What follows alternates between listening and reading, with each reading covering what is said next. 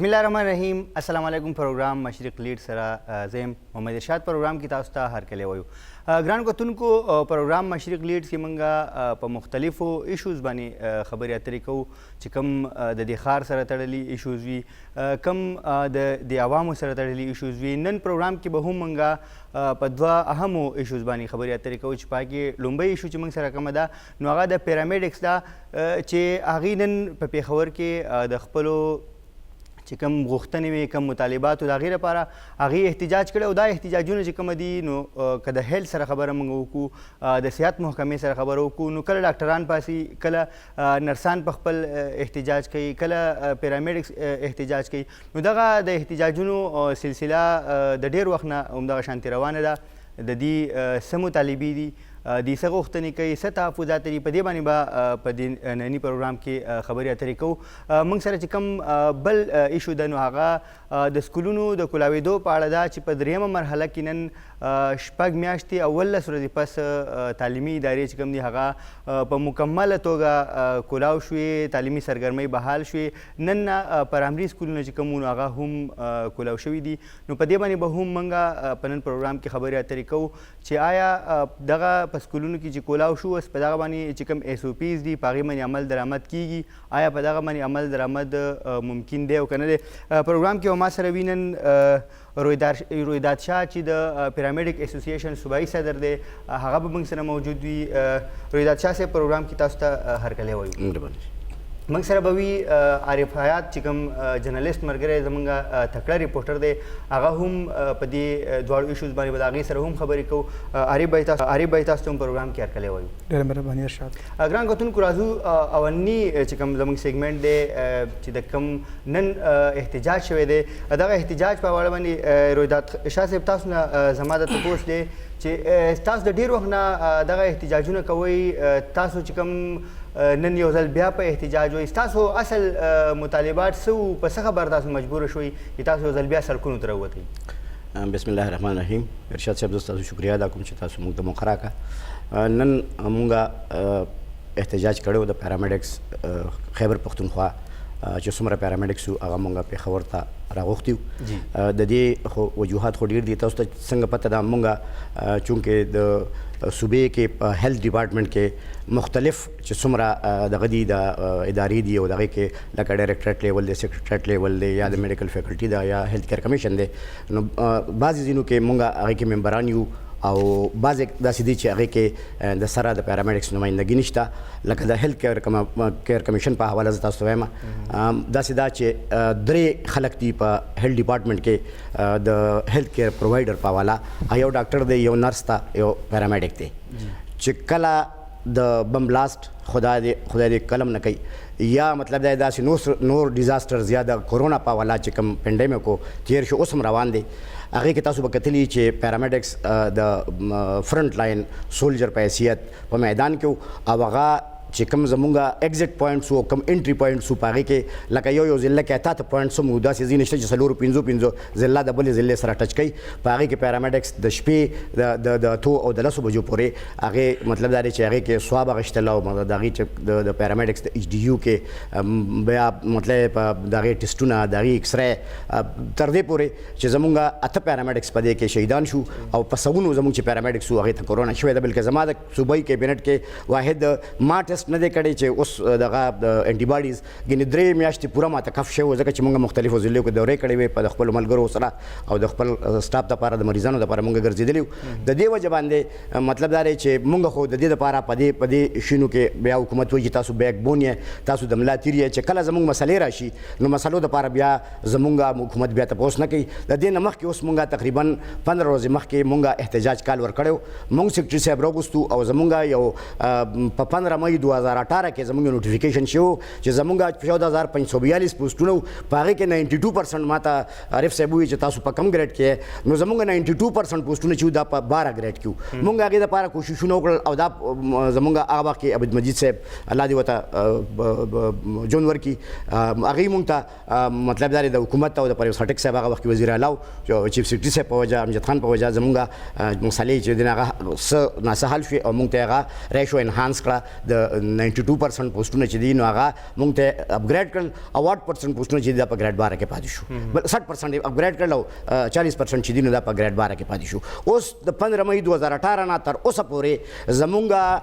د 40 سال د 33 سال د 35 سال چې کوم خلکو زمونږ ګریډونه مشته زمونږ مطلب پیسې مشته بجټ هم موږ ته حکومت راکړی دی په بجټ بک کې ریفلیکشن هم شوی دی او 2 کال شو زمونږ ټول خلک ریټایر شو څوک مړ شو په دې کرونا کې اسم مطلب دا خلک په خپل طبي مرګ مړ شو او موږ ته اوسه پورې پروموشن نه راکړي. نو د دې وجه نه په مختلفو ځینو کې زمونږ چې کوم فایلونه نو هغه شپږ تا د میاشتې خلک په درازونو کې ساتي موږ سره بل سشتنه ځکه غریب سړی بس کوي خو یا به فریاد کوي او یا به چپ کینی. نو موږ دا ضروري خبره ده چې موږ د دې مشري کوو نو په حیثیت د صوبې د صدر په حیثیت زما د ایمان دی چې زه کله دا نه غواړم چې موږ د مریضان سفر کوو یا د مطلب روډون ته وځو خو تاسو ماته دا وایي چې 2 کال کې زمونږ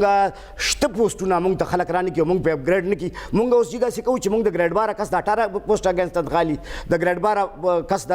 17 پوسټ اگینست تنخاملي موږ اوس اگینست تنخاګانې خلو او په دې وجه باندې زمونږ په سواد کې هم 90 کسان د کال نه تنخوا بنو ځکه چې دغه اگینست چونکی اپاینټمنټ شو او هغه ته تنخواګانې ډیسټریکټ کې نه جوړولې په اکاونټ افیس کې د دې وجه نه موږ ته مسایل دي ډیر زیات او د دې مسایلو په وجه باندې موږ بیا روزو او هغه روډونو باندې زمونږ د مجبورې دي. اوس د هیلث کیر کمیشن چې کوم خبره ده صرف هیلث کیر کمیشن خو دې لپاره جوړ دی چې هغه په صوبه کې دغه هسپتال نه والا د ډسپنسري نه والا تر د ټرشري هسپتالونو پورې د لیډینګ او د خیبر هسپتال او د چمسي ګوند هسپتالونو به مغه ریګولیټ کوي او هغه کې د صفایي هغه کې د ډاکټرانو هغه کې د پیرامیډکس دغه د رایشو دغه د صفایي د ټول هر څه خیال ساتي. دي صرف پیرامیډکس په دغه تولیږي انسپکټران دا انسپکټران زه دې ځان چیلنج کوم چې دا بالکل ټیکنیکل خلک نه دي دا په سفارش پرتی شوي دي او چې دې د چا زینو ته ورشي فرست ایډ زینو دا مثلا لیبارټری ته یو پیرامیډکس ورشي ایکس رای ته ورشي نو بې عزته کی او د بې عزته نه پس ورته بیا پرچم ورکړي او بیا راشي دلته عدالت ولګي په هیلث کیر کمیشن کې او 1,50,000 روپۍ جرمانه کی او هغې ته وایي چې تاسو به دا نه کوئ تاسو کویکس یو به طور مثال چې موږ ته حکومت کویکس وایي نو که فرض که تاسو خبره کوئ چې لیبارټریان یې هغې جرمانه کوي نو که دغه لیبارټریان دي او هغه دغه شان یا نور څه میډیکل سټورز دي په هغې کې دغه میډیسن پراته دي او هغه شانتي نه دي چې قانوني دي پراته په دغه میډیکل سټورونو کې یا په لیبارټریانو کې کم چې کم هر چا یو سړی یو د خپل دکان کولو کړی دی او نه ورسره ډیګري شته نه ورسره بل څه شته نو آیا د دې هیلث کیر کمیشن والا بیا دغه ذمهواري نه جوړېږي چې لاړ شي او دغه چې تاسو پخپله وایي چې دا هر څه ریګولیټ کوي هغوی نو د هغې ذمهواري نه جوړېږي چې بیا دغه شان لاړ شي او هغې دغه شانې کاروایانې وکړي تاسو په دې کاروایانو باندې بیا ولې اعتراض دی؟ سر داسې ده چې ما چې کومه خبره وکړه زه بیا دا ریپیټ کوم چې هیلث کیر کمیشن چې چا سره ډیپلوما نه چا سره ډیګري نه څوک هیلث کیر پرووایډر نه دی موږ ورسره یو دغه خلاف ایکشن والی خو چې دوی یو بازار ته لاړ شي یو مالې ته لاړ شي یو کلی ته لاړ شي هغې کې به طور مثال 20 کسان چک کی په هغې کې 4 کوالیفاید پیرامیډکس چې هغې باندې پرچې کټ کی هغه بوزي هغه هیلث کیر کمیشن ته لاړ شي نور سره هلته بیا خپله خبره اتر وشي موږ خو دا وایو چې ټیک ده که حکومت دا وایي فرض که حکومت ته موږ د خپل جاب ډسکرپشن وښیي حکومت ته موږ ته سکوپ اف ورک وښیي موږ به د هغې نه یو منټ اخوا دې خوا به نه ځو خو دا یو خبره ده چې حکومت موږ ته ووایي چې تاسو به دا کار به کوئ او د پلاني ډاکټر د پلاني کس په سوپرویژن کې به کوئ اوس که دغه کس نه نو موږ به بغیر د سوپرویژن نه بیا نه کوو بیا به موږ بالکل موږ ته به حکومت وایي چې تاسو دا شي بالکل موږ هغې ته تیار یو حکومت ته موږ ته یو جاب ډسکرپشن راکړي هغې د موږ ته سکوپ اف ورک راکړي موږ بالکل بوڼي چې موږ بیا کوو خو زه تاسو ته یو خبره کوم تاسو چې څنګه ووایې موږ نه هغه خلکو کې چې موږ کوالیفاید نه یو موږ ډیپلوما کړې ده موږ ډیګري کړې ده موږ ایم فل کړی دی موږ پی ایچ ډي کړې ده زما چې کوم کریکولم دی زما کوم چې سلیبس دی هغه میډیکل فیکلټی نه اپروډ دی هغه د پېښور یونیورسټۍ نه اپروډ دی هغه د خیبر میډیکل یونیورسټۍ نه اپروډ دی اوس چې کوم کتابونه ډاکټر وي هغه زه وایم خو صرف دا ده چې ډاکټري به په طور مثال 100% وي زه به 70% وایم 80% به وایم نو د هغې دا مطلب نه دی چې ګینې زه دا نه وایم چې زه ډاکټر یم زه ګوره ټول دا پروګرام خلک اوري زه پیرامیډیک یم په دې فخر کوم او چې څومره پیرامیډیکس دا مونږ هیلث کیر کمیشن سره د 2006 نه ټل ډاټا پورې لګي 14 کاله زموږ هیلث کیر کمیشن سره دا چې مخکې کوم هیلث ریګولیټری اتھارټي وه هغې سره مونږ شروع یو زموږ صرف ریګولیشنز پاتې وو اوس هم تاسو ته زه ښودلی شم چې کوم 3rd میټینګ شوی دی د هیلث کیر کمیشن په هغې کې کلیر کټ ویلي دي دا چې کوم پیرامیډکس دي د ته یونانیمسلی فیصله شوې ده په ریکارډ سره هیلث کیر کمیشن والے مې تاسو په مخکې دا ځویم هغه کې دا فیصله شوې چې پیرامیډکس تاسو رجسټریشن ورکړئ خو چونکې بعضې خلک داسې دي چې هغه د بعضې اسرې او بعضې مطلب زینو ته ځي او هغې ته پیرامیډکس چې کوم تصویر دی هغه ورته غلط پیش کوي دا خلک دا به څوک کوي بالکل که هیلث کیر کمیشن وایي چې پیرامیډکس په اسم نه پوهېږي مونږ اسم باندې مونږ ته جاب ډسکرپشن خپل راکړي مونږ ته دا وایي چې کوم هیلث کیر کمیشن دی آیا تاسو سره یو ډیګري هولډر دی تاسو سره ډیپلوما د سره ده په دغه ډیپلوما باندې تاسو لیبارټري چلولی شئ او په دغه لیبارټري باندې تاسو چې کوم د هیلث ټیکنالوژي تاسو سره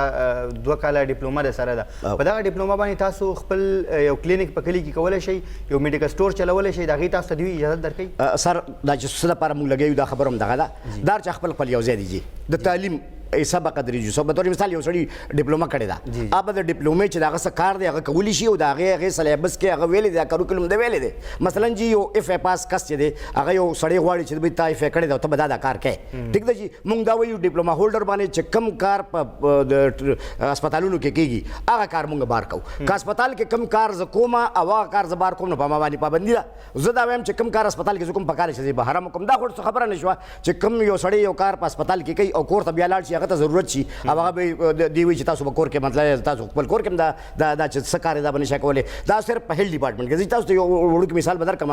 په دوه پیشې داسې دي چې په هغې دپاره خلک په پاکستان کې په میرټ باندې مطلب راځي او به طور مثال میرټ هغې کنټسټ کوي او راځي یو انجینیرنګ دی یو ډاکټر دی سر انجینیرنګ کې دویمه شعبه هغه سره سایډ بای سایډ چې ده هغه د اسوسییټ انجینیر یا ډیپلوما انجینیر تاسو ورته وایئ سر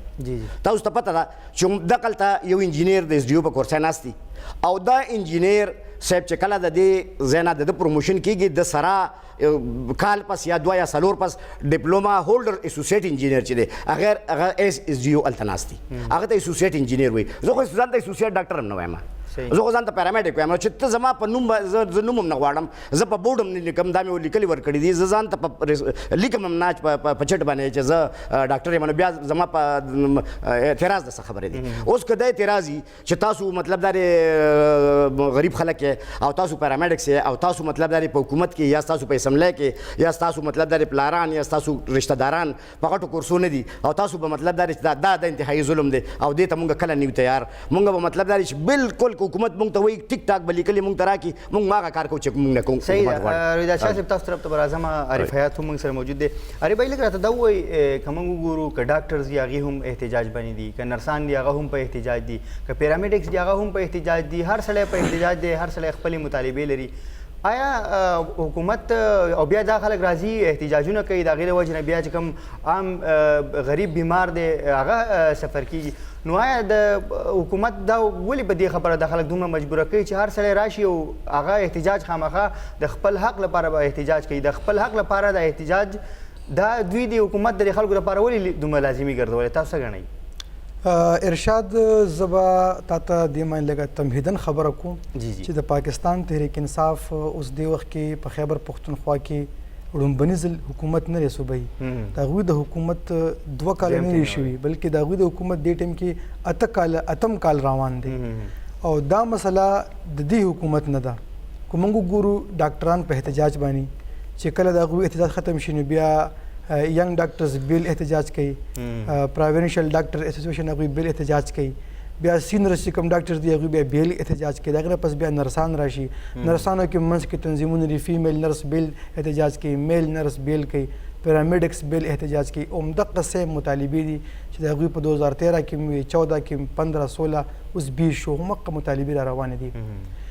کو د دې سره سره کو موږ ریشو وګورو بیا د هیلث دپاره چې کومه قانون سازي کېږي یو MTI جوړه شوله د هغې نه پس اوس هیلث پالیسي جوړه شوله تقریبا د 2 درجنو نه زیات په دې دواړو قوانینو کې ترامیم را روان دي کېږي ترامیم پکې کېږي بار بار او همدغه یو خبره ډسکس کېږي چې دا موږ پبلک انټرست لپاره په دې کې موږ ترامیم کوو و MTI کې څو ځله ترمیم وشو تاسو په خپل هغه کتلي دي په اسمبلی کې د هغې نه پس بیا په دې حکومت کې چې دا حکومت جوړ شو نوی منسټر راغی هغه ویل چې هیلث ډپارټمنټ ویل چې موږ سره خو سره اختیار نشته څو هسپتالونه چې کوم غټ دي په صوبه کې خو واقعي کې دغه څو هسپتال دي باقي هسپتالونه خو ټول واړه دي هغه شان سهولیت پوره نه دي څنګه چې په کار دي نو هغې دپاره به یو هیلث پالیسي دوی جوړه کړله او به هغه دغه لور کړی کې اختیار چیف منسٹر لور کو د خبرې مقصد مې دا چې څونه پورې دوی قانوني کاروایی کوي څومره دوی قوانین جوړي په هغه کې دوی څومره ترامیم کوي ترمیم هر څه به کېږي خو د هغې باوجود چې دې سره څومره تړلي خلک دي هغوی په احتجاج دي ډاکټر احتجاج کوي نرس احتجاج کوي هسپتال بند دي هسپتال کې څه وخت مخکې شیلنګ ټیر ګیس دا فایر شوي مریضان زمونږ اسیم سفر یو کس مریض یې غځي هسپتال ته هسپتال کې چې همداسې احتجاج نو لکه د دې به د دې به اخر رزلټ صحیح نتیجه به صحیح دا اوس چې کومه رویداد صاحب چې کومه خبره کوي نو دوی مثلا زه اندازه لګوم چې دوی عمر به تقریبا 55 یا دغه راوند اباوټ دغه شانتي به ریټایرمنټ ته به لږ ټیم پاتې دې ټیم کې د دوی چې کوم سکیل دی نو هغه 12 ګریډ دی 12 سکیل دی 12 سکیل کې به د بیسک پیس دغه به صحیح ټول نه زیات کار د دوی باندې برډنی دا خبره بالکل صحیح ده چې کوم ایگزامز کیږي دوی چې کوم سرټیفیکیټ ورکړل کیږي هغه بالکل اعلی او معیاري کیږي هیلث کیر کمیشن کو پاغوي کې څه نقایص او وغیرہ صحیح خو هغوی خپل دا چې کوم تحقیقات کوي او خلک جرمانه کوي کارونه کوي دا هم هغوی ټیکي چې رقم غلط خلک دي او هغوی دا پیشه اپناو کړي او د هغوی چې کوم سرټیفیکیټ دی هغه ټیک نه دی غلط دی او غلط طریقې سره الیګل هغوی خپل کلینیک وغیرہ چلي نو هغوی هم ډېره پا لګیا دي دومره ګران ایگزامز وغیرہ نه دومره ګران سټډي وغیرہ نه دوی روزي او دا په 12 سکیل شي دا خو اوس 12 سکیل دی 2006 او 7 او 8 کې خدا 7 سکیل او 9 سکیل اوس دا 12 سکیل شو د دې نه پس په دوی کم سکیل ته ځي دا سکیلونه هم د دوی کم دي کار هم زیات دی څنګه چې دوی ولیل نو آیا حکومت له دې په دې باندې اوس صحیح طریقې سره فیصله کول پکار ده چې دا کم ترمیمونه دوی کوي د دې نه څه آوټ کم خو دې نه راځي دوی وایي چې یو خبره مو بل وکړو هر یو حکومت کې ترامیم راوړي که هغې ورته اصلاحات وایي که خپل اصلاحات راوړي د هیلث په نظام کې نو دا سټیک هولډرز چې کومه دي که پای کې ډاکټرز دي پای کې نرسز دي دا پیرامیډکس دي پکې نو دا سټیک هولډرز دوی په اعتماد کې ولې نه لري دا خو څه د دې خبرې به پکې ومنلی شي څه به پکې حکومت خپل راوکړي نو دا یو ترتیب به روان شي د احتجاجونو نه به خبره دغه شي تاسو څه ګڼئ چې دا حکومت دا چې کوم سټیک هولډرز دي ولې دوی په اعتماد کې نه لري دا خو چې څومره دا اوسه پورې چې کوم قانون سازي شوی ده که MTI ته موږ ګورو هیلث پالیسي ته ګورو نور دوی لپاره ګورو یو خو دا تر ادا بټر بوته یو هسپتال ته ورشي د MTI ده دې کې د سیکرټري ورس نه رسي دې کې د منسټر ورس نه رسي چې ډسټریکټ هسپتالونو ته لاړ شي دا ټول چې کوم DG هیلث دی هغه په انډر کې نو په خپل هم دوی د دې حکومت کې خو سټارټ کې دوی په خپل منسټر چې کوم نوی منسټر هغه خپل هم کنفیوز چې کم چې ته به زه دوره کوم کم چې ته به نظم کم ډاکټر سره مې کار دی کم سره مې کار نشته دی یو خو ډاکټران چې کوم دی دا مکمل دوی د سیاسي خبرو د ارسنه دا بالکل آوټ کول پکار دی ډاکټر صرف مریض ته مریض پر راوصل پکار دی د مریض علاج کې دا غي په شا چې کوم دی نو هغه ټول سہولتونه ورکول پکار دی دې خبر له شاد اعظم چې هغه دا ټول سہولتونه ورکول پکار دی ورس پر دې په دې کې قوانین راولي دا څه تمام مخکې دا خبره کلیر کړه چې هیلث پالیسي چې کړه جوړدل نو پای کې ټول اختیار بورډ او بورډ به بیا خریدارانه بکې هغه به خلک برتی کوي هغه به دغه کې زیاتره اختیار چې کوم یو اختیار هغه کې سیم نمبر کړو خپل اختیارات هغه مسلې په دې کې راځي دا هم په کې راغلی چې کو په THQ یا DHQ کې هسپتالونو کې خلک برتی کیږي رودات سے بدل خیک سپین کی کنه چې برتی کیږي نو هغه پر بل لوکل کونسل جوړیږي چې پای کې با ناظم او دا کسان وغیرہ هم پکې ناست دي بیا هغه ورسته نو بیا خو به چې د یو دومره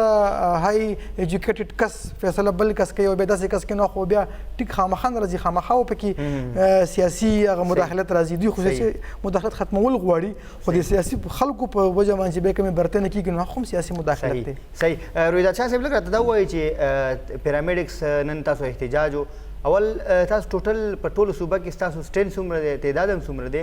بل چې کوم نن تاسو احتجاجونو حکومت سره په دې اړه باندې تاسو خبرې اترې شوي دي څه خبرې مو سره روانې نن سره چا څه رابطه کړې و نه کړې او بیا تاسو آینده لا عمل به وسئ څنګه چې تاسو ویل اوسه پورې خو د حکومت چا رابطه نه ده کړې جی او مونږ دې سره زه یو ضمني خبر کول غواړم هغه ډېر انتهایي ضروري ده هغه دا ده چې زمونږ مسله چې ده هغه د پیرامیډیکل کونسل سره تړلې ده چې کله زمونږ پیرامیډیکل کونسل مرکزی سطح باندې جوړ شو نو بیا به زمونږ د ټولې مسلې چې دي هغه که د هیلث کیر کمیشن ده او که زمونږ د کریکولم ده که زمونږ د ادارو ده او که زمونږ د نور ریګولیټري دغه دي باډي ده دا ټول هغې سره تړلې ده بدقسمتۍ نه مونږ چې کله د نواز شریف صاحب حکومت ختمېده نو دا د کابینټ نه پاس شو او هغه ته تو قومي اسمبلی ته هغه ځای نه پاس کېدو هغه نه چې دا په التوا کې پروت دی نو بیا د هغې نه پس په دې کې مختلف ذریعو نه د زموږ چې کوم د الایډ هیلث پروفیشنل او پیرامیډیکل کونسل دی د مختلفو دغه نه تیر شو او په هغې کې موږ ملاقاتونه هم د فیډرل منسټر سره کړي خو تر اوسه پورې هغې کې دومره مداخلت شروع دی چې که تاسو هغه کونسل کوم اوسنی ډراپ دی نو زما په خیال هغه د سره هغې ته پیرامیډیکل یا الایډ هیلث پروفیشنل کونسل نشي ویلی ځکه چې د هغې نه تقریبا 90% چې کوم کیډرز دي هغې ته نه ویستي دي نو موږ دا وایو چې څنګه عارف صاحب وویل چې کوم یو دغه اکټ هغه د اسمبلی نه پاس کوي په هغې باندې پکار دي چې د هغې نه مخکې چې څومره سټیک هولډرز دي هغه په اعتماد کې ولې موږ دا نه وایو چې موږ 100% څه خبرې کوو نو هغه د په هغې کې شامل شي که موږ ټیک خبرې کوو پکار دی چې په هغې کې شامل شي بدقسمتۍ نه 99% بلکې 100% چې نن سبا کې اکټونه د اسمبلی نه پاس کېږي د هغې نه څوک هم نه خبر بعضې خبرې زه کول نه غواړم د دې دا ځای نه دی خو چې کوم شی زه به تاسو ته دا ووایم چې کله د حکومت ختم شو تاسو بیا د MTI وګورئ چې MTI کې څه شوي دي تاسو به دا په 10 کال کې هم د دې انکوایریانې او د دې خلاف چې څونه شي دا به ختم نه کوي د هغې وجې دي هغې کې دومره پولیټیکل انټرفیرنس شوی دی او هغې کې چې دا کم شین روان دي تاسو د هغې سوچ هم نشئ کولی هغه چونکې دلته موضوع نه ده او زه په کار نه دی چې دلته ووایم د دې وجې نه THQ هسپتالونه دلته وویل زموږ عارف صاحب بالکل که فرض کا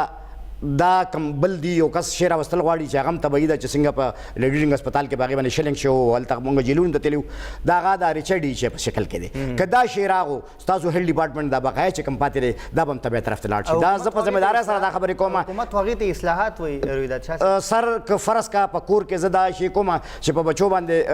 روټۍ بندوم هغه باندې چای بندوم او هغې ته کپړې نه علم او هغې به ته زه ورته دې اصلاحات وایم او زه چې په دې کې بچت کوم نو بالکل دا خبره غلطه ده ګوره خلک ټیکس ورکوي د دپاره چې زما د لا اینډ آرډر دپاره ورکوي چې زما د سیکیورټي ما بچو ته تعلیم ورکوي کېږي زما ته صحت راکړی کېږي زه په حیثیت د پیرامیډکس دا چیلنج سره وایم چې ما اوسه پورې ما ته چا کالپال شربت بچو دپاره نه دی راکړی رویداد شاه زموږ سره ټیم بالکل کم دی که تاسو خپل چې کوم آینده لایحه عمل دی په هغې باندې خبره وکړئ ستاسو آینده لایحه عمل به څه زموږ خو جي آینده لایحه عمل دا دی چې مونږ 15 ورځې هیلث کیر کمیشن دا او مونږ د هیلث ډپارټمنټ ته ورکوو چې زموږ کم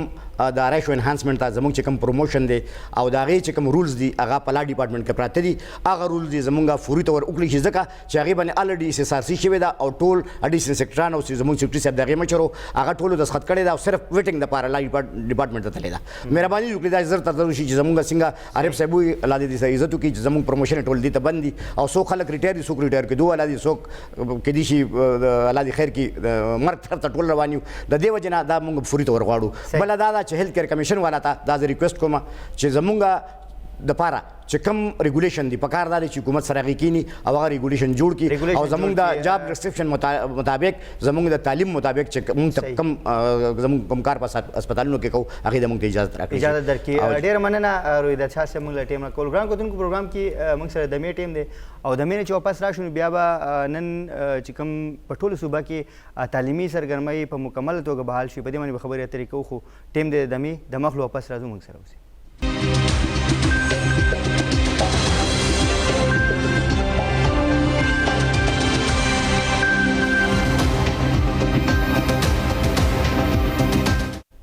پروګرام کې ځل بیا تاسو ته هرکلی وایو نن په ټوله صوبه کې په خیبر پښتونخوا کې ټول ملک په شمول په پېښور کې هم چې کوم تعلیمي ادارې وي په درېیمه مرحله کې هغه پرانیستل شوې د کورونا لاکډاون له وجې 6 میاشتې 11 ورځې په ټول ملک کې تعلیمي ادارې بندې وي په هغې کې بیا خاص کر چې کوم پرایمري سکولونه وو نو هغه د دې نه وړاندې چې کوم په درې مرحلو کې په لومړۍ مرحله کې چې کوم هایر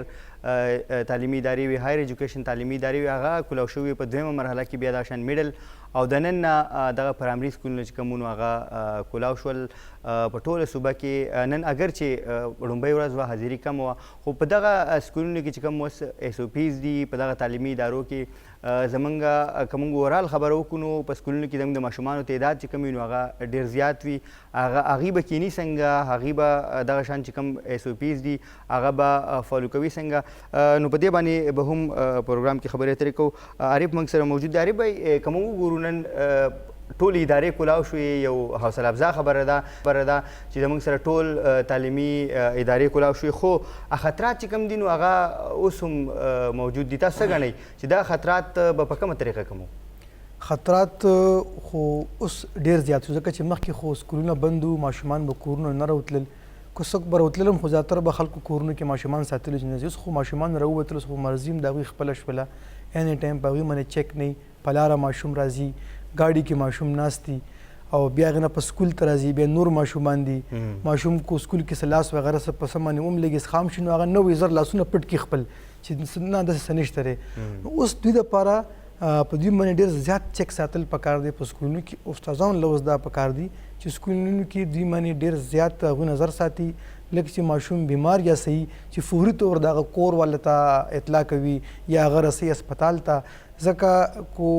ماشومان اوس د دې نه په سکولونو کې افیکټ کول شروع شو نو دا سکولونه به بیا بند شي که دا سکولونه اوس بیا بند شي 6 میاشتې 18 ورځې خو دا الریډي بند و چې دې نه پس بیا دا یو 4-5 میاشتو له خدای مکه که دا بند شو یو کال به مکمل د دوی خراب شي خو چې دا کوم چې دوی په کومه طریقې سره دا ماشومان پروموټ کیږي دا صحیح طریقه بالکل نه ده خو دا په مجبورۍ کې او دې علاوه نور هم اپشنز موجود وو هغه کول پکارو د ایگزامز وغیره لازمي اخیستل پکارو خو که اوس چېرې دا سکولونه کلاو شو ماشومان سکول ته راغله چې کوم ماشومان دي نو هغوی خو خپل حفاظت په خپله نشي کولی دا خو غونډو ته معلومه خبره ده ټیچران له پکار دا چې سبق ښودلو سره سره زیاتره د هغوی په صحت باندې هغوی فوکس کوي ځکه چې سبق هغه کو نن یاد نه کړي سبا له به یاد کړي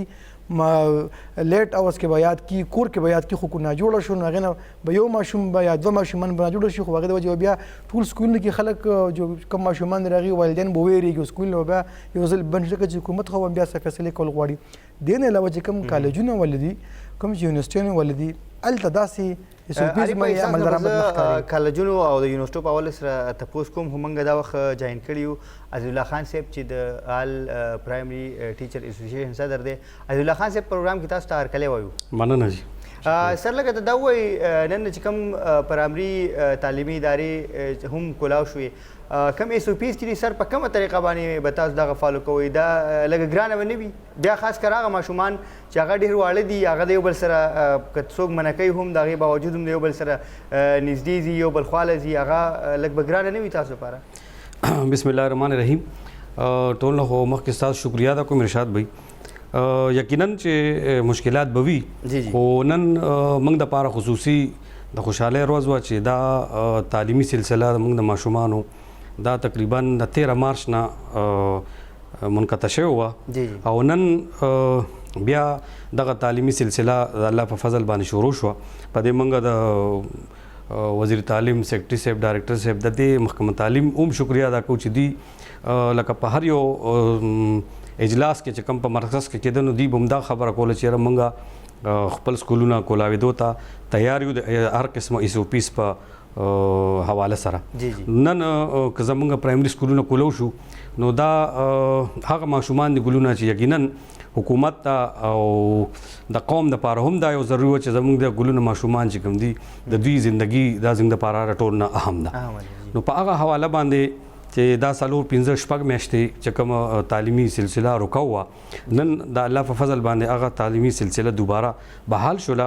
او ایس او پیز په حواله باندې چې کوم ګورنمنټ راکړي دي یا زموږ ډپارټمنټ راکړي دي په هغې باندې خو انشاءالله چې سکولونو کې تقریبا 100% په هغې باندې عمل درآمد کیږي چې کوم ریکوایرمنټو کوم ضروریاتو په دې حواله باندې چې دا سینیټایزر سکول کې موجود دي د ماشومانو دپاره لاس وینځلو دپاره د اوبو سهولت موجود وي نور چې د کم د ماسک په حواله باندې نور چې څه ضروریات دي نو هغه تقریبا په سکولونو کې پوره دي او نن تاسو به کتلی مي چې زمونږ په پرایمري سکولونو کې ماشومان خو په خوشحالۍ باندې سکولونو ته راغلو او موږ دا بل هم موږ ته خپل ډپارټمنټ دا یو دغه کړی دی چې کم کلاسونو کې کله ماشومان چې کم زیات دي نو د 30 ماشومانو 10 ماشومانو نه زیات به موږ کلاس کې نه کینو که موږ سره ډېرې وي نو چې کوم سکولونو کې کمرې زیات وي نو هغه به سیکشن وایز کې نه یو که نه زیات ني نو بیا به هغې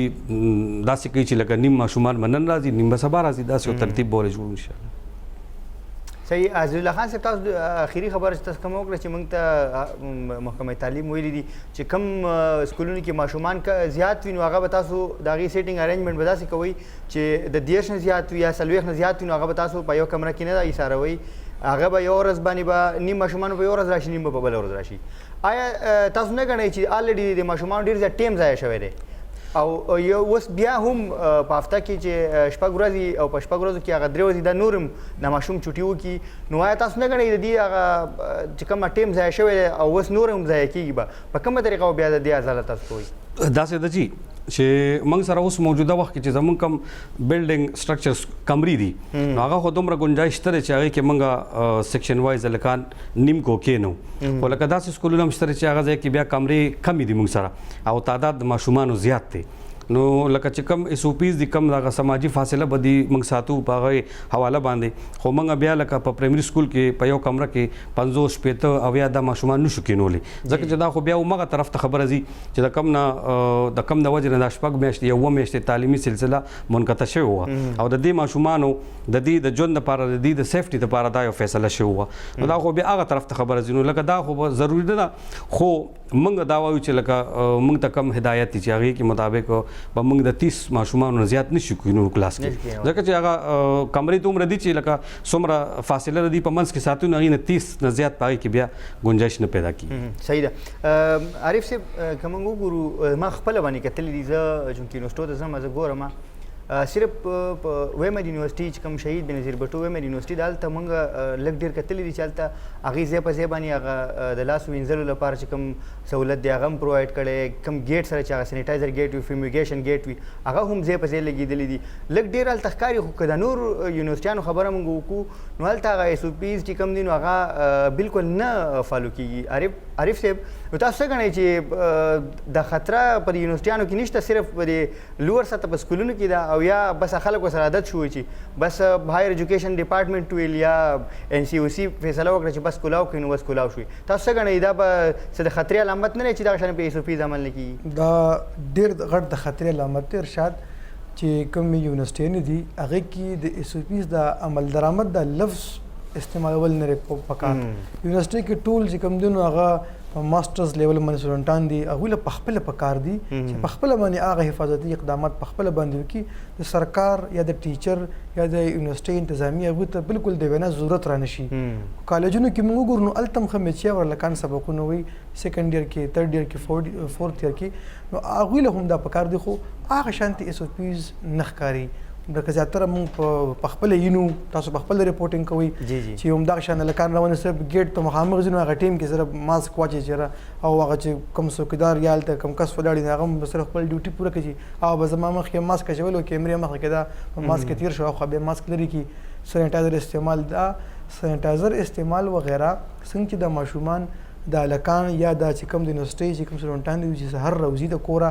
او خپل ویښته ږمنځوي یا خپل کتابونه راخلي دغه شانتې دوی ځان سره د سینیټایزر خپل راخلي چې هغه وخت په وخت هغوی په خپله باندې استعمالي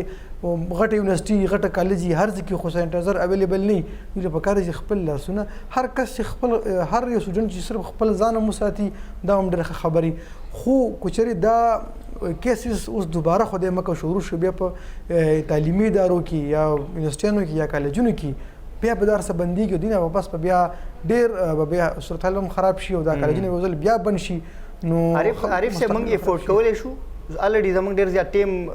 ضایع شو افورډ کولی شو موږ که فرض کړه حالات بیا خدای مکه یو ځل دغسې جوړ شي بالکل نه شو افورډ کولی ارشاد او دا اوس چې کوم سټوډنټان دوی پاس کړي میټرک کې او په انټرمیډیټ کې نو د دې به بیا وروسته موږ ته د دې اثرات به وروسته راځي چې دوی بیا دوی ایوالویشن ټیسټ کېږي یا بل څه کېږي دوی نمبر یې څنګه اخیستی دي د چا به نمبر کم وي چا به هغې نه پس په چا اګزامز ورکړي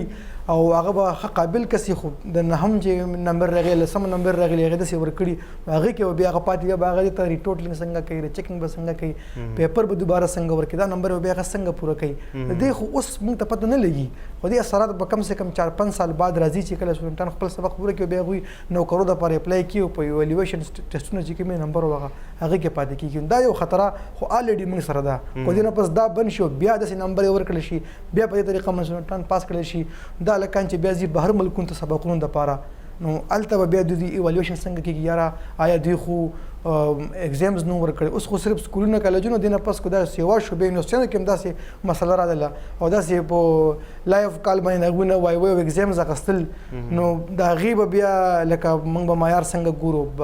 بهرنیو ملکونو کې چې کوم تعلیمي ادارې دي هلته خلک سبقونو دپاره ځي هغوی به دې ته بیا په کم نظر ګوري عارف صاحب تاسو ډېره ښکلې خبره وکړه چې کوم سټوډنټ دي هغه د ایگزام نه بغیر پروموټ شوي دي. هغه ورځ د پېښور پرېس کلب مخې ته طالب علمانو په دې باندې احتجاج هم کړی. ګرانو کتونکو د وړې غونډې د مې ټایم د مې نه چې واپس راشو په دې باندې به خپله خبره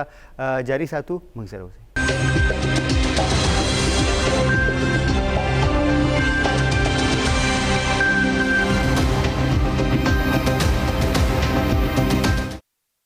د مې نه پس یو ځل بیا تاسو ته پروګرام کې هرکلی وایو. موږ خبرې اترې کوو چې کوم سکولونه کلاو شوي دي. ګرانو کتونکو د نن تقریبا یو میاشت وړاندې د میډیکل او ډینټل کالجونو کې دغه شانې په انجینرینګ کالجونو کې چې کوم طالب علمانو ټیسټ ورکوو د هغې د پېښور پرېس کلب مخې ته هغوی یو احتجاج کړی و. څنګه چې عارف صاحب خبره وکړه په هغه احتجاج کې هغوی دا خبره کوله چې کوم تېر کال دې کوم هلکانو ټیسټ ورکړی و هغه به دا ځل دوباره ټیسټ ورکوي. ریپیټر سټوډنټ دي دا. نو هغې دغه خبره کوله چې دا ځل کم طالب علمانو هغې همداسې پاس شول که هغې د چا 450 نمبر وي نو نمبر یې د هغې ډایرکټ 900 شوي او د 900 سره یې والا بیا 3% ایکسټرا مارکس هم ورکړل. نو دغه نه هم تقریبا 12-13 نمبر جوړیږي. نو هغه طالب علمانو دا خبره کوله چې بیا موږ څه ګناه کړې ده، موږ هم سټوډنټان یو، نو موږ ته دې هم چونکې دغه ټیسټ موږ ورکوو نو یا خو دا کرایټیریا موږ ته چینج کړي چې دغه کم د اف ایس سی مارکس دي او کم د ټیسټ مارکس دي په دې کې دي یا توازن راوستی شي. نو بهرحال دغه یوه ایشو وه. زه به راځم عزیز الله خان صاحب طرف ته. عزیز الله خان صاحب تاسو راته لږ دا ووایئ چې کم طالب علمان هم دغه شیانې پاس شوي دي او بیا په هغې باندې عارف صاحب خبره هم وکړه الرېډي او ځینې طالب علمان داسې و چې هغې اګزام ورنه کوم داسې ډایرکټ پاس شول. نو آیا تاسو څه ګڼئ په مستقبل کې به په دوی باندې څه اثر وي په دغه طالب علمانو باندې دا کوم چې امتحان ورکړی نه دی او همدغه شانې مخکې تللی دي؟ یقینا ارشاد بھائی لکه دا خو زمونږ د پرایمري لیول خو داسې ده چې هغه خو تقریبا امتحانات شوي وو. جی جی. تر 5th لیول پورې ایگزام شوی و هغې رزلټونه رالل. خو زیاتره هغه چې کوم دي دا د 9 او 10 خبره ده. نو 9 او 10 یقینا چې په دې باندې هغه وخت کې موږ خبره کړې وه چې یو سټوډنټ دی هغه ټول کال محنت وکړي دې دپاره چې زه به A ګریډ کې راغځم. بل یو سټوډنټ دی چې هغه ټول کال همداسې تېر کړ خو دې ځای کې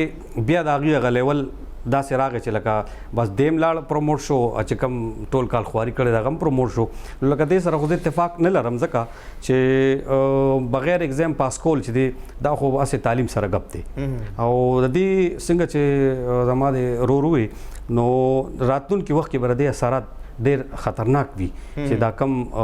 بغیر امتحانونو بغیر اگزام موږ ماشومان کم پروموټ کړي دي د دې به وروستو اثرات ډېر خراب راځي. عزیز الله خان صاحب بیا که موږ وګورو چې دا واړه واړه ماشومان چې کوم بیا خاص کر د پرایمري ماشومان وي نو هغه د سهار نه په 100 زکی کې تقریبا 15 او 10 شل کسان چې کوم ماشومان واړه واړه ماشومان هغه په زکی کې کېنئ او هغه ځي مختلف سکولونو ته وړي. نو آیا دا ایس او پیز چې کوم دي بیا که موږ د بسونو خبره وکړو دغه شانې بي آر ټي اوس خو بند دی خو هغې کې هم که موږ ته ډېر زیات رش به خلک به پکې بالکل ډېر کنجسټډ وي او چې کوم مطلب ډېر زیات رش به جوړېدو. نو آیا دغلته به دغه ایس او پیز په کوم طریقه باندې فالو کېدی شي که نه صرف دغه په سکولونو کې دا کېږي په سکول کې به ماشوم د ایس او پیز خیال ساتي او نور که هغه دغه ځای کې د والدینو بیا څه کردار جوړېږي؟ دغه اهم پوینټ تاسو پوینټ آوټ کړ چې لکه د سکولونو په حواله باندې چې موږ ته د ډپارټمنټ نه یا د موجوده حکومت نه کم هدایات جاری دي سکولونه او ټیچرز خو لکه په هغې باندې مکمل لګیا دي په هغې باندې عمل درآمد کېږي. خو دې ځای کې چې اوس تاسو کومه خبره وکړه چې ماشومان کم په بهر راځي په سوزکو کې راځي یا په ګاډو کې راځي او هغه د 10 کسانو په ځای باندې پکې 10 وردننه شوي نو دغه ذمواري خو بیا د والدینو ده او بیا ګورنمنټ له پکار چې څنګه په تعلیمي ادارو کې دي ایس او پیز نافذ کړي دي چې دې ایس او پیز لاندې به چې دی نو تاسو تعلیمي اداره چلوئ ماشوم به راځي او هغه به په دې باندې تاسو دغه کوئ. نو دې کې بیا والدینو لپاره هم یو داسې قانون پکار دی داسې یو هغه پکار چې هغې ته باقاعده انسټرکشن لري چې وي تاسو به خپل ماشومان په سوزکي کې 12 کسان راځي تاسو 6 کسان راځي چې هغه هلته کې هغه سماجي فاصله هغوی ته موقع ملو شي. نو داسې خو ستاسو خبره چې لکه موږ په سکول کې څومره خواري وکړو او هغې مطابق موږ هغه ماشومانو ته تیاری کړې دی اوبه هم ورته نلکې لګودلي لاس وینځلو دپاره صابون دی سینیټایزر دی ماسک دی سماجي فاصله ده خو دغه څیزونه خو بیا بیکاره شو چې دی راتلو ټایم کې هغه جمګټه کې راشي نو بیا خو د دې څیزونو فایده نشته. صحیح ده. عارف صاحب موږ وګورو د هیلث ټیمونه هم جوړ شوي دي هغه ګرځي په مختلف دغه باندې تاسو به ګورئ هم په سکولونو کې هم د سل نه چې کم دی نو بل پرون پورې په سکولونو کې دغه د کورونا دغه چې کوم تعداد پای کې چې کوم سټاف دی ایډمن سټاف دی سټوډنټس دي ټول هغه رینډم ټیسټونه چې کوم کیږي پای کې دغه تعداد اوس هم روان دی مطلب هغه دغه کم شوی نه دی او ورسره دغه پرایمري سکولونه هم کولاو شو نو دغه احتیاط کول به عارف صاحب ستاسو په خیال نور څومره ضروري چې کوم کیسز دي چې ټیسټونه کیږي نو کیسز خو الریډي روان دي کو کم کو زیاتې خو کو 200 ټیسټونه وشي نو 100 یا 50 داسې پکې خلکو پازیټیو راشي کورونا وایرس خو دا ارشاد دا صرف سکول کې دا ایس او پیز فالو کول نه دي سکول کې خو استاد ولاړي انتظامیه ولاړي هغوی ماشومان به بیل کینی د هغوی چې کوم بریک ټایم یا هغه ټایم کې کوم اکټیویټیز دي هغه کې په سماجي فاصلې یو دغه وساتي دا کله چې ماشومان سکولونو ته راځي دا پلار راځي به دې نه واپس دي پلار راځي سم ماشومان به داسې چې هغه پبلک ترانسپورت کې د سکول چې کوم خپل ترانسپورت په هغه کې به راځي هغه د پاره مسلار روز هغه به بیل کینی چې کوم پیدل پلار راځي لږه فاصله کې یا کوم زینو در سکول نو گاډي نه زی هغه په عام پبلک ترانسپورت کې راځي یا تاسو څنګه خبرو کړل که سم ماشومان یا په بي ار ټي کې راتل بیا بي ار ټي واپس شروع شي پاره کې کینی بیا راځي پاره بس کې څومره غني هغه بس راځي هغه بس کیږي لکه دا صرف یو خو ټیچرز لا پکار دي څنګه چې دوی ته ماشومان ته انګلیش اردو معاشرتي علوم اسلامیات دا ورته خي نو دې سره سره ورته د کرونا وایرس نه د بچ کېدو هم طریقې خودل پکار دي باقاعده کلاس ولا پکار دی په ورځ کې یو ځل او ورته ویل پکار دی دا ایسی شی دا څنګه شو دې باره کې هغه مکمل هغوی اپډیټ کول بریف کول پکار دي نو څنګه د نور تعلیم خي داسې دې نه بچ کېدو مو روزانه بنیاد سره تعلیم خودل پکار دی کیسز به کیږي ارشاد خو زمونږ به دې ټیم کې کوشش دی ټیچرانو به کوشش دی چې دا کیسز کم وشي چې سکول کې خو به دوی خیال وساتلی شي ټیمونه چې کوم دي هغه هم سکولونو ته ځي سکولونو باندې ګرځي کالجونو باندې یونیورسټیز باندې ګرځي لاره کې خو ټیمونه هغه شانتي نه کنه ایس او پیز نه سو پور چې موږ په خپل نه فالو کړی یا د سینې کړی دا ټیچرز دا کار چې کوم ځای ایجوکیټ کول دي خلکو له تعلیم ورکول دي نو دوی به دې باندې خصوصي فوکس کوي دوی نه د خلکو سیوا ته مده چې دا ماشومان هم ایجوکیټ کوي د هغوی والدین سره هم بر وخت رابطه کوي کوم ماشوم کې لږه غونته کې بیماري هسته غونته کې ښکاره شي نو هغه له پکار چې پورته ور هغه هسپتال ته بوتل پکار دی د دوی ذمہواري زما په خیال زیاته ده عزیز الله خان صاحب ځینې والدین اوس هم شته چې هغوی په دې کشمکش کې دي هغوی سره تشویش دی چې موږ خپل ماشومان سکولونو ته ولېږل آیا په دا سکولونو کې به دغه ایس او پیز باندې عمل کیږي که نه کیږي د هغوی سره یره ده دغه والدین ته که تاسو څه پیغام ورکول غواړئ په اخره کې موږ خو چې تاسو نن اکثر نیوز چینلز راغلي سکولونو کې وزټ کړی دی زه خو دا خبره ستاسو د مشرق ټي وي په وساطت باندې ټول والدینو ته ټول خیبر پښتونخوا والدین ته کوم چې خپل ماشومان چې کوم تاسو د دې تعلیمي د سال د کال ضایع شو یا د وخت د شپږ میاشتې ضایع شو نو مهرباني دی چې اوس فوري تور باندې دی خپل ماشومان سکولونو ته راولېږي د هغې وجه دا ده چې حکومت او محکمه تعلیم د دې ماشومانو دپاره ښه ټیک ټاک انتظامات په سکولونو کې کړي دي او څنګه چې زما آی صاحب وایي چې یاره موږ ټیچرز له پکار چې هغوی هم د ماشومانو ته دا اویرنس ورکړي دا شعور ورکړي چې یاره د دې وباګانو نه به څنګه بچ کېږو نو دا یقینا موږ کوو او یوازې دا نه موږ د نورو وباګانو نه ورسره به هم داسې ماشوم له داسې تربیت به ورکوو داسې خبره به کوو چې هغوی اویر وي د مخکې نه او هغوی بلا خوف او بلا خطر چې کوم دي هغوی د خپله تعلیمي سلسله جاري وساتي او والدینو ته خصوصي دا پیغام دی چې تاسو مهرباني وکړئ تاسو ماشومان چې کوم دي استاد چې دی دا الریډي چې دا روحاني پلار دی د ماشومانو نو د والدینو ته دا ریکویسټ کوم دا درخواست کوم چې خپل بچي تاسو سکولونو ته راولېږئ دا زموږ بچي دی انشاءالله او موږ به د هغوی د خپلو بچو غوندې کیر کوو د هغوی به د خپلو بچو غوندې خیال ساتو چې سم موږ تیاری کړې د هغوی مطابق به انشاءالله صحیح ده ډېره مننه عزیز الله خان صاحب موږ له ټیم راکولو عریف صاحب تاسو هم ډېره مننه موږ له ټیم راکولو ګرانو کتونکو همدغه زموږ د نن ورځې پروګرام چې کوم په دې اهمه خبره په دې کې مخکې ده چې کومه راغله نو هغه دا وه چې اوس هم کورونا چې کوم دی نو دغه شانې ختم نه دی وبا چې کومه ده نو اوس هم ختمه نه ده احتیاط چې کوم دی هغه ډېر زیات ضروري دی احتیاط به موږ کوو او د څو پورې چې په مکمله توګه د دې ملک نه دغه وبا ختمه شوې نه دغه پورې به موږ احتیاط چې کوم دی نو هغه کوو ګرانو کتونکو همدې سره د پروګرام ټیم سر ته رسي اجازت غواړو الله پامان